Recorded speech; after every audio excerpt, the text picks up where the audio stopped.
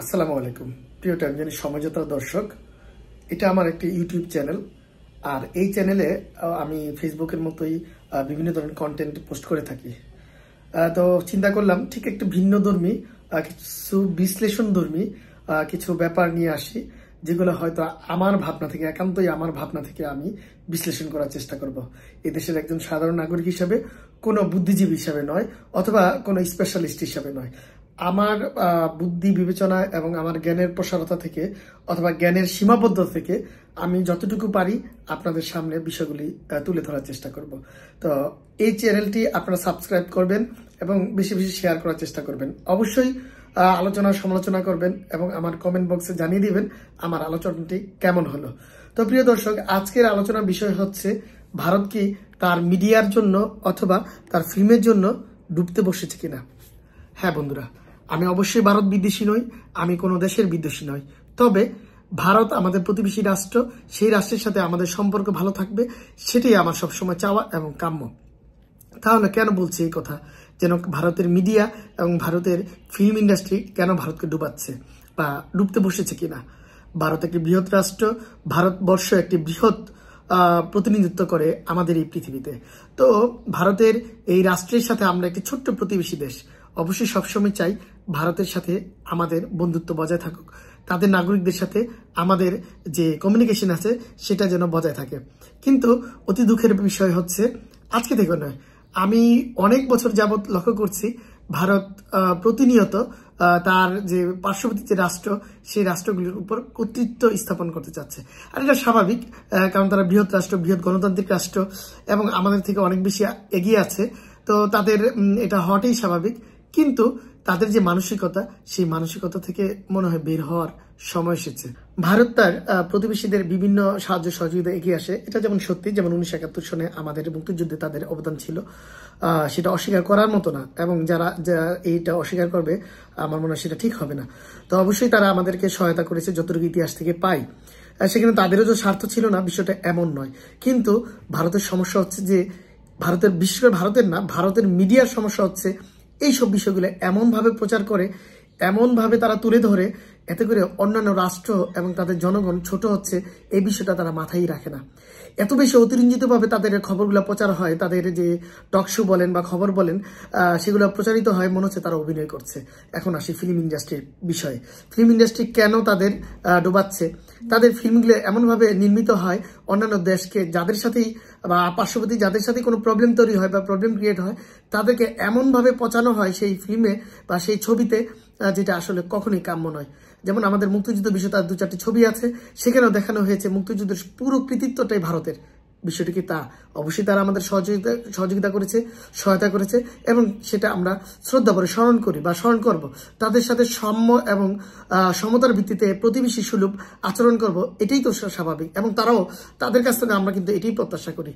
কিন্তু আমরা ঠিক তার উল্টাটা দেখতে পাই। তাদের মিডিয়া বলেন, তাদের ফিল্ম ইন্ডাস্ট্রি বলেন, তাদের ছবিগুলা, পাকিস্তানের কথা বাদই দিলাম, পাকিস্তানকে আমি আমার ছোট কাল থেকে যা দেখে এসেছি, পাকিস্তান যতগুলো ছবি দেখেছি, প্রতিটা ছবিতে তারা বিজয়ী, পাকিস্তান হেরে গেছে। বিষয়টা কিন্তু এরকম হওয়া উচিত না।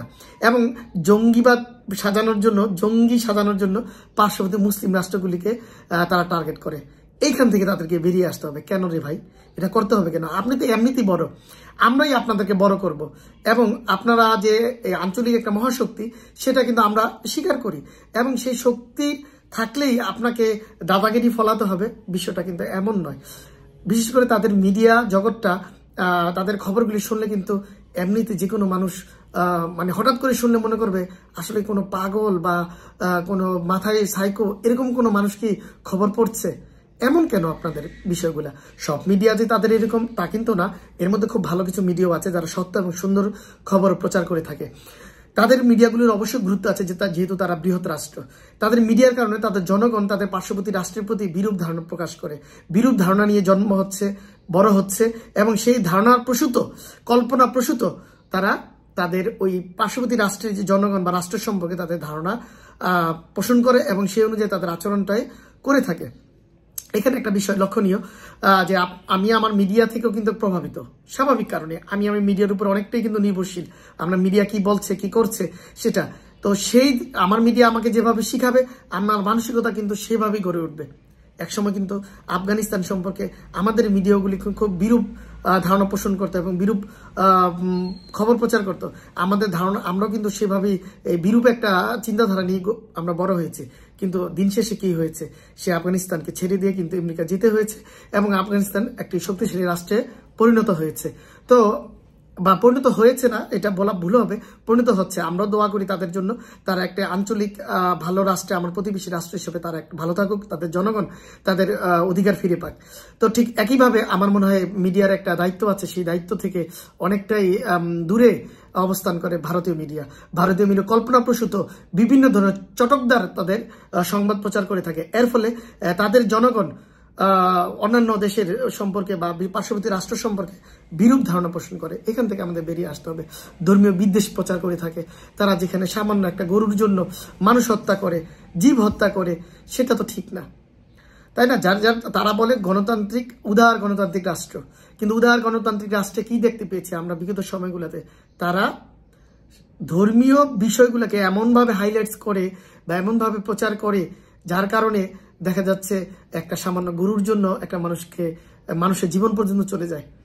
তা আমি সামান্য গরু বলবো না, তাদের কাছে গোমাতা, তাদের এটার প্রতি আমার শ্রদ্ধা রয়েছে, এই কথাটা আমার বলাটা ঠিক হবে না। তাদের কাছে তাদের ধর্মটা অবশ্যই গুরুত্বপূর্ণ, ঠিক যেমন আমার কাছে আমার ধর্মটা গুরুত্বপূর্ণ। তো সেই বিষয়গুলো কিন্তু তাদের মাথায় রেখে প্রচার প্রচারণা করতে হবে। মিডিয়ার দায়িত্ব অনেক অপরিসীম, একটা ফিল্ম জগতের দায়িত্ব অপরিসীম। তাদেরকে এমনভাবে প্রচার প্রচারণা করা উচিত নয় এতে করে ধর্মীয় বিদ্বেষ ছড়িয়ে একটা বড় ধরনের দাঙ্গা হাঙ্গামা সৃষ্টি হতে পারে আমাদের মধ্যে। আমরা এটা কখনোই চাই না, আমরা শান্তিতে বসবাস করতে চাই। ভারতীয় মিডিয়ার এই ধরনের প্রোপাগান্ডা বা অপপ্রচারের কারণে আমি সবচেয়ে মিথ্যা তাদের সেটা বলবো না, এর মধ্যে কিছুটা সত্যতা থাকতে পারে, তবে আপনার অনেক সত্যই কিন্তু মিথ্যা হয়ে যায় প্রোপাগান্ডার কারণে। এবং তাদের ফিল্ম জগতের যে ধরনের ছবি তৈরি হয় বা যে বিদ্বেষপূর্ণ অনেক ধরনের ছবি তৈরি হয়, এটা একেবারেই ঠিক না। এর কারণে যেটা সৃষ্টি হচ্ছে, ভারতের প্রতি তার পার্শ্ববর্তী রাষ্ট্রগুলির একটা বিরূপ ধারণা তৈরি হচ্ছে, সম্পর্কের অবনতি ঘটছে। এই কারণে ভারত ডুবতে বসেছে আমি মনে করি, এটা ঠিক না। ভারতীয় গণমাধ্যম এবং ভারতীয় যে মিডিয়া, সেই মিডিয়ার দায়িত্ব আরো দায়িত্বশীল হওয়া উচিত বলে আমি মনে করি। ভারত ডুবে গেলে কিন্তু আমাদেরও কিন্তু প্রবলেম সৃষ্টি হবে। সেই বিষয়গুলো আমি পরবর্তীতে আমার ভিডিওতে নিয়ে আসবো। আমরা চাই ভারতও থাকুক, আমরাও থাকি এবং সহ অবস্থান করি। শ্রদ্ধাবোধ উভয়ের মধ্যে বা উভয় রাষ্ট্রের মধ্যে কাজ করুক বা প্রতিটা রাষ্ট্রের মধ্যে কাজ করুক, সেটাও চাই। আর ভারত সম্পর্কে ভারতের প্রতি আমরাও কৃতজ্ঞ, আমি বিশেষ করে কৃতজ্ঞ, কারণ আমার মায়ের চিকিৎসা কিন্তু ভারতে হয়েছিল। আমার মা ক্যান্সার আক্রান্ত ছিল, তাকে প্রপার ট্রিটমেন্ট কিন্তু আমরা ভারত থেকে করাতে পেরেছিলাম। তো সেই জন্য ভারতের কাছে আমি বরাবরই আমি কৃতজ্ঞ, আমার মাতৃভূমির জন্য কৃতজ্ঞ, আমার মায়ের জন্য কৃতজ্ঞ, ভারতের প্রতি, ভারতের জনগণের প্রতি। আমরা চাই ভারত এবং বাংলাদেশ একটা সৌহার্দ্যপূর্ণ সম্প্রীতি বজায় উঠুক। এবং আমার পরবর্তী এপিসোডে আমি তুলে ধরার চেষ্টা করব আমাদের আঞ্চলিক এই যে দেশগুলি আছে, সেই দেশগুলির মধ্যে কিভাবে একটা সুন্দর সৌহার্দ্যপূর্ণ সম্পর্ক গড়ে ওঠার মাধ্যমে একটি শক্তিশালী অর্থনীতি গড়ে উঠতে পারে। তো আমার এই বিশ্লেষণ কেমন লাগলো আপনাদের? যদি ভালো লেগে থাকে অবশ্যই টাইম জার্নি সমঝোতাকে পাশে রাখবেন এবং সাবস্ক্রাইব করে অবশ্যই টাইম জার্নি সমঝোতার সাথেই থাকবেন। আমার আলোচনার মাধ্যমে কেউ কষ্ট পেয়ে থাকলে আমি দুঃখ প্রকাশ করে নিচ্ছি। আমি অবশ্যই ভারতীয় জনগণের প্রতি এবং ভারতীয় মিডিয়ার প্রতি শ্রদ্ধা রেখে বলছি, আসুন আমরা শান্তির একটি অঞ্চল গড়ে তুলি এবং এই অঞ্চল গড়ে তুলতে আমাদের যা যা করণীয় আমরা হাতে হাত রেখে কাঁধে কাঁধ রেখে কাজ করি। তো আজকে এই পর্যন্তই। ভালো থাকুন, সুস্থ থাকুন, টাইম জার্নি সমঝোতার সাথে থাকেন। অবশ্যই আমার আলোচনাকে রাজনীতির ঊর্ধ্বে রাখবেন। আল্লাহ হাফেজ, ভালো থাকুন, সুস্থ থাকুন, আসসালামু আলাইকুম।